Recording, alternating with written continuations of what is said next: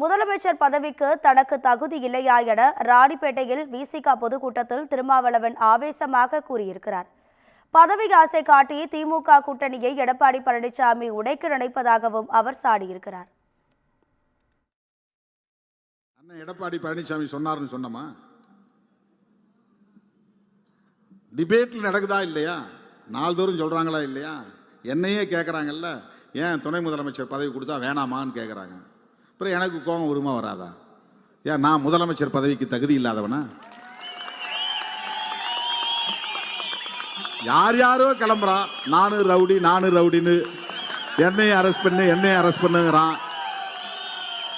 எல்லாரும் என்ன முதலமைச்சர் ஆக்குங்கன்னு போய் கேட்கும்போது, நான் 35 வருஷம் இந்த பொது வாழ்க்கையில் இருக்கிறேன், 25 வருஷம் தேர்தல் அரசியல் இருக்கிறேன், முத்தமிழறிஞர் கலைஞரோடு சேர்ந்து அரசியல் செய்திருக்கிறேன், கொஞ்ச காலம் ஜெயலலிதா அம்மாவோடும் சேர்ந்து அரசியல் செய்யக்கூடிய வாய்ப்பு கிடைத்திருக்கிறது. நீண்ட காலம் இன்றைக்கு திராவிட முன்னேற்ற கழகத்தின் தலைவர், தமிழ்நாடு முதலமைச்சர் தளபதி அவர்களோடு பயணிக்கிற வாய்ப்பு கிடைத்திருக்கிறது. ராகுல் காந்தி போன்றவர்களோடும் சேர்ந்து களமாடக்கூடிய வாய்ப்பை பெற்றவன் நான்.